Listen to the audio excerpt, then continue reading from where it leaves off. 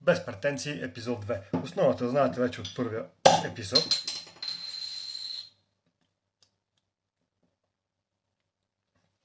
Разликата днес ще бъде, че няма да ходим при пещерняци и всъщност вместо шкембе ще се опитам да направя нещо като ябълков пай. Какво ще се получи не знам, но за сметка на това нямам време, защото както винаги закъснявам. След малко трябва да тръгвам към концерт. На този концерт идеята ми е да видя какво правят и да съпортя млади групи. Групите са много готини. Не знам дали ще ми хареса това, което правят, но това не е основата. Група Противогаз, група ПТП, група Сметище за ябълковия пай ще използваме кори за баница. Малко ябълки, естествено. Тук ще стопя маслото. Освен това, компот от грозда, нашето си грозда е бяло грозда и домашно сладко от боровинки. Какво забравям? Забравям бисквит Ди. Винаги бисквит Ди с Д. Като цяло това с бисквитите е крадено от Димитър Тончев, голям фен съм му и доста гледам нещата там. Но какво ви говоря отново? Нека почнем с нещата. Всичко това го бухваме във фурната, но лека по лека. И първата излагация отново е факт. Оказа, че имам супер малко масло, нещо, което отново не бях погледнал. Както казах, нямам време да отида да взема сега още. Отивам на концерт и съответно няма да се върна и на време за да вечерта. И освен това сутринта тръгваме твърде рано за там, където отиваме. Съответно няма да ви покажем как мажа всички кори с масло, която ми е идеята. И ще го и направя, но ще бъде може би толкова жалко, че по-добре да го спестя. Съответно си представете, тук ще пипнах колите и разбрах, че са някакви други от предния ми първи опит за ябълков пай. Не мога да ви кажа какви са, грапави са. Но аз и предните не знаех какви са, така че няма никакво значение. На здраве! Ето, че не бях почнал да снимам. Страхотно, но всичко е пълна импровизация, както винаги ланшот. Преди малко споделих на видеото, което всъщност не снимам, че съм зависим към сладкото, макар да не пия кафе или каквото да било друго такова. Отрепервам се без сладко една седмица, затова обилно наплесквам третата или четвърта кора, не броих, с сладко от боровинки. Домашно, баща ми го е правил. Не знам как почна да прави страхотни неща, но хайде да се подмаза. В рецептата, която гледах от Димитър Тончев, под ябълките, които са пласт между всичко, сложи бисквити, за да може всичко, което е като сок и влага и там каквото и да се нарича излезе от ябълките, да попива самите бисквити. И всъщност миналия път най-вкусното нещо от всичко бяха бисквитите. Затова сега ми се сложи един пласт само бисквити, които ще напоя с компот. А надгоре вече някъде, не надгоре, по-нагоре ще бъдат другите покрити с ябълки. Колко компот слагаме? Нямам абсолютно никаква представа. По-смело да ме подлее.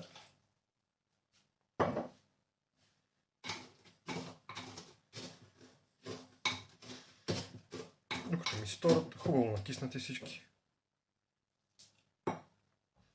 В някакъв момент сигурно ще прекъна, тогава мога да сложа още бисквити, така докато ни свършат бисквитите. Още съвсем мъничко и ми изглежда достатъчно. На здраве отново. Добре, явно всеки път, когато готвя нещо, в някакъв момент то прилича на повърнато. Баба ме учи така да си мажа филиите. Да не спирам, докато няма навсякъде. Ето, мисля, че долните кори почнаха ми се разпадат, което значи, че може би трябва да спра. Натруших и останалите бисквити. Слагаме този пласт, който поне не прилича на попара този път. Но всъщност това беше доста вкусно, аз го пробвах. И след като си ги разнесем навсякъде, ще покрия отгоре с нарязани ябълки. Ябълки стари, ябълки млади, всички под ножа. Няма да ги режем по този начин. Или пък ще ги нарежем по този начин. Най-якото в цялата работа е, че макар да се случва съвсем случайно, както миналия път и днес имаме рожденик. Тоест не днес, а утре.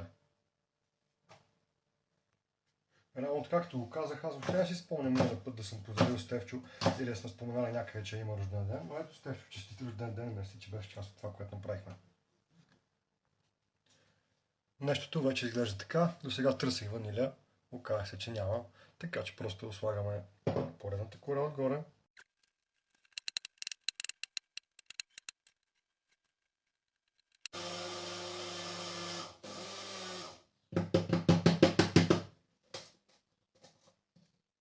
Супер.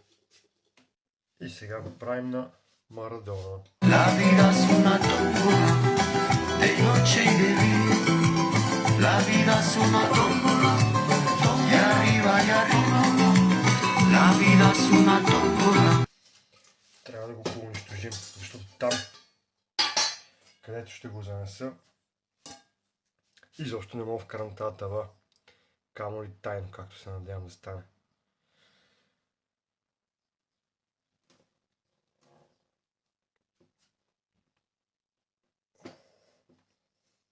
Тази част вземаме, другото ще бъде скрито в колата.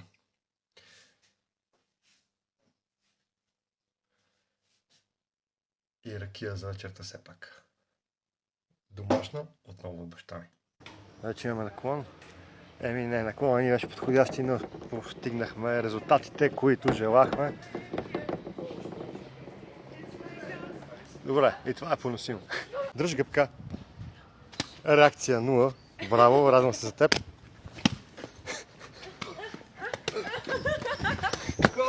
Добре. Свалям си дрехите, никой не мога ме спре. Виж колко е щастлива просто. Само...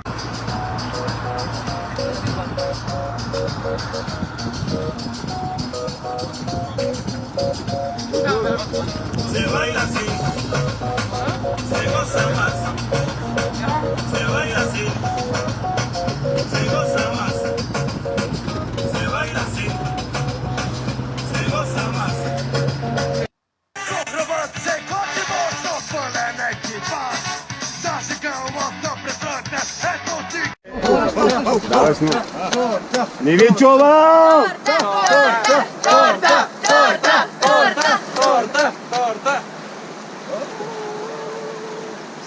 Сещичка имаме? Да.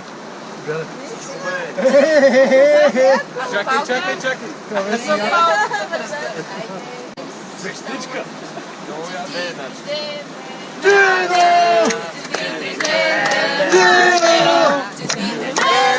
Ценяче! Пудрата захар забравих! Нищо. Давай се внимание. Ако няма лъжица, каква си яко. Заповядай.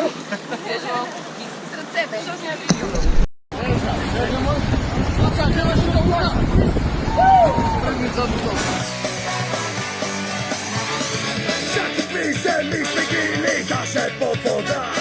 С морските лъми и бяхме даже на война. Златото на всички е нашата каза. С капитана тайна.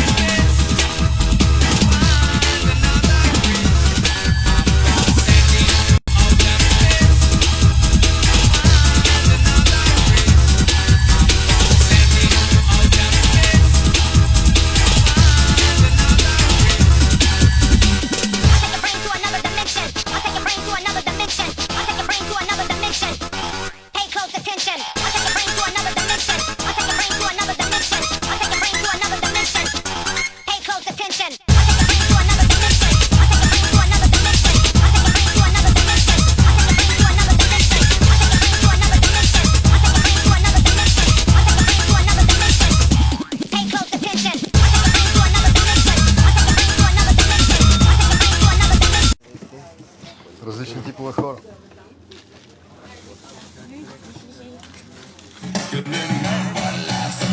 So fuck it, I'll leave it all behind.